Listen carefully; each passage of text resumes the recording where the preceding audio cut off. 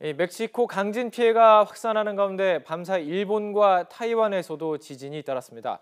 모두 환태평양 조산대, 불레고리라고 불리는 지역이어서 연쇄 지진에 대한 우려가 커지고 있습니다. 취재기자 연결해서 자세히 이 부분 짚어보겠습니다. 정혜윤 기자. 네, 과학재난팀입니다. 자, 먼저 멕시코 강진 상황 좀 알아보죠. 여진이 계속되면서 사망자도 늘고 있다고요. 네, 우리 시각으로 어제 새벽 규모 7.1의 강진이 발생한 멕시코시티에는 크고 작은 여진이 이어지고 있습니다. 시민들은 진동이 계속되자 불안감이 커지면서 귀가하지 못하고 대피소에 머물고 있는 상황입니다. 사망자도 점차 늘고 있습니다. 당국이 집계한 사망자는 현재 한국 교민 1명을 포함해서 225명에 달합니다.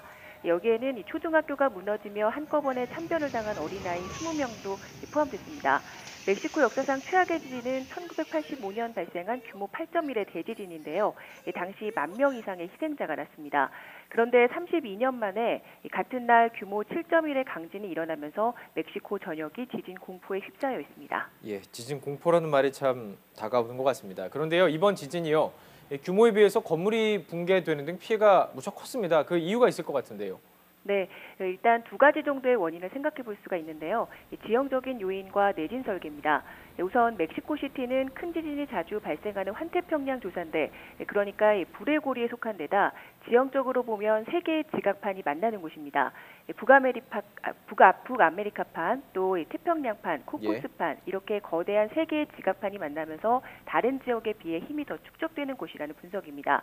이 때문에 진앙이 조금 떨어진 곳에서 지진이 발생하더라도 다른 지역에 비해 더 큰 충격을 받을 수 있고 또 규모보다 피해가 더 커질 수도 있다는 겁니다. 또 지진을 감당할 수 있는 내진 설계도 충분히 되어 있지 않아서 피해를 더 키운 것으로 보입니다. 그렇군요. 자, 그런데요, 멕시코 지진 이후에 밤 사이에 이 불레고리라고 알려진 그 불레고리 지역, 이 지진이 연쇄적으로 또 일어났다고요? 네, 그렇습니다. 밤사이 불레고리 지역에서 규모 5 이상의 지진이 잇따랐는데요. 먼저 어젯밤에는 타이완 동쪽 해상에서 규모 5.7의 지진이 발생했습니다. 피해는 없었지만 타이둥현과 화롄현에서는 각각 진도 5와 4의 흔들림이 감지됐다고 타이완 당국이 전했습니다. 이어 오늘 새벽에는 일본 동쪽 해상에서 규모 6.1, 남태평양 바누아투의 에로망고 섬에서 규모 6.4의 지진이 잇따라 발생했습니다. 타이완과 바누아투 그리고 일본 모두 멕시코와 마찬가지로 환태평양 조산대 불레고리에 속해 있는 지역입니다. 시간적으로 보면은 연관성이 상당히 있을 것 같은데요. 이 멕시코 강진과 밤사이 일어난 지진이 좀 연관성이 깊다 이렇게 봐야 할까요? 예. 네, 단정적으로는 말할 수는 없지만 가능성은 있다는 것이 전문가들의 분석입니다. 각기 지진을 일으키는 지각판은 다르지만 멕시코 지진의 에너지가 퍼져나가면서 다른 지각에 영향을 줄 수는 있다는 겁니다. 특히 올해는 불레고리 지역의 강진 상황이 심상치가 않습니다.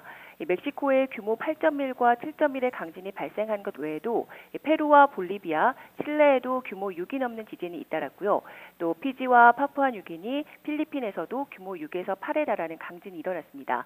거기에 멕시코 강진과 비슷한 시기 남미 안데스 산맥의 사반카야 화산에서도 대규모 폭발을 일어나기도 했습니다. 전문가들은 불레고리에서 더 큰 지진이 발생할 가능성도 배제할 수 없다고 경고하고 있습니다. 지금까지 YTN 과학재난팀에서 전해드렸습니다.